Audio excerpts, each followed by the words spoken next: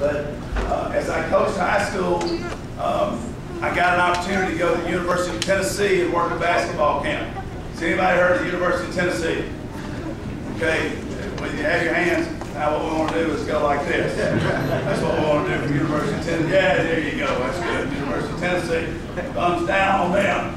But in all honesty, that was a great opportunity for me. I got to go to Tennessee and work for a great coach, Pat Summitt, and she gave me an opportunity to get into college basketball. I was in Tennessee for a year. Then I had a chance. Anyone ever heard of the Florida Gators? Again. Yeah, no good. But the Florida Gators.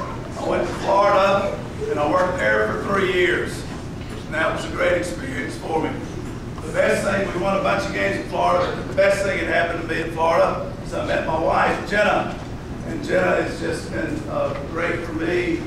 And we've been married now going on 5 years. But I met Jenna in Florida. So after my 3rd year in Florida, the greatest thing professionally that ever happened for me was I had a chance to come here to Lexington. And I thought I'd been in some great places. Tennessee I thought was really nice. Florida I thought was really nice. But then I came to the greatest place in the world to coach college basketball, and that's right here in Kentucky. Moved to Lexington. It'll be 7 years in March that I was able to move here. So I came here as an assistant coach, and that was a great experience for me. I worked with Coach Pete DeMoss for 2 years. Then I got an opportunity to move 60 miles east to Morehead. Anybody heard of Morehead State? Now, thumbs up on Morehead State. Good place, great place. Wonderful people over there. I was able to go be a head coach for the first time at Morehead State.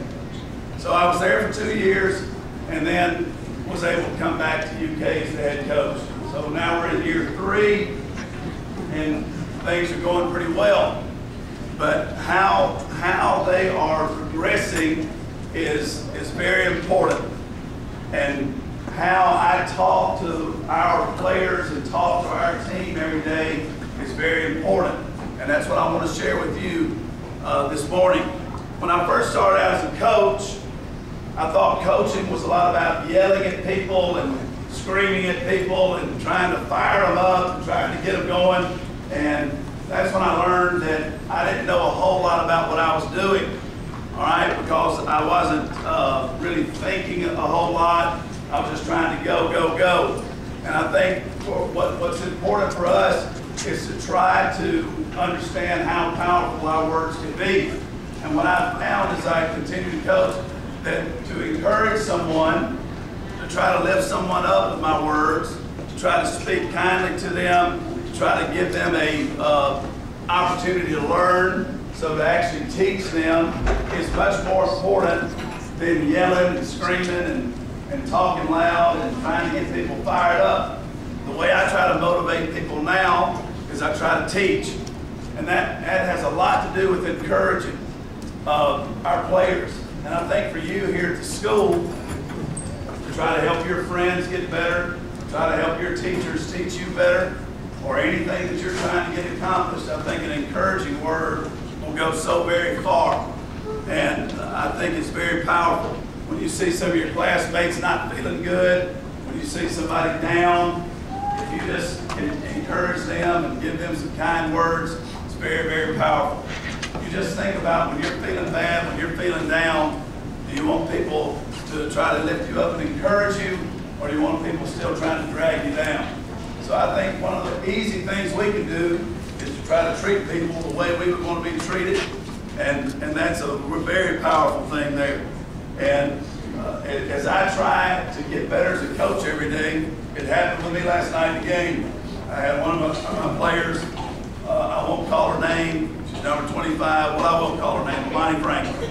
Amani Franklin was driving me crazy last night. She missed 3 layups. Does anybody know a layup? A layup in basketball. All right? Listen, just between you and me this morning, let's make all our layups when we play basketball. Okay? So you won't drive your coach crazy. You'll encourage your coach if you make your layups. Amani Franklin last night, she's a senior, a very good player for us, works hard. She had missed 3 layups early in the game. This is a tough game. We needed to win it badly. And we were playing pretty well, but we were missing some opportunities. and she missed these layups. So it's a timeout, and I was walking toward her very quickly because I had a lot on my mind there that I wanted to talk to her about. And so through my progression as a coach and trying to work hard on encouraging people instead of bringing people down, and in particular our players, it was a very good thing there. Right before I got to her, I made a decision. I could either yell and scream at her, which I've done to Imani before, and I've learned that that probably doesn't work very well. And so what I decided to do was just tell her plainly, listen, you can make these layups. I know you can. I need you to. But I try to encourage her more than to bring her down. She's probably already feeling bad enough about missing the layups.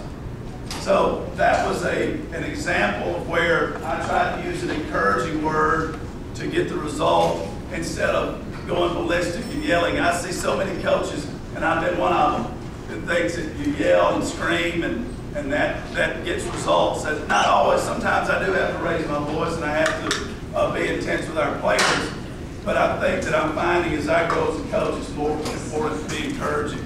And actually my words can be more powerful when that happens. So if there's one thing I can leave you with this morning, it's just the power of being positive with one another, the power of being a good friend to one another, of encouraging each other and being kind to each other.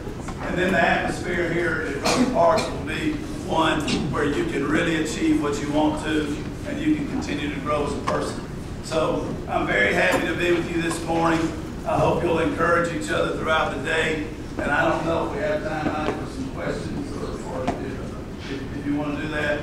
But I'll be happy to answer any questions about playing basketball or I don't know much about the weather this morning, but we can talk about whatever you want to. If you have any questions, I'll be happy to answer those.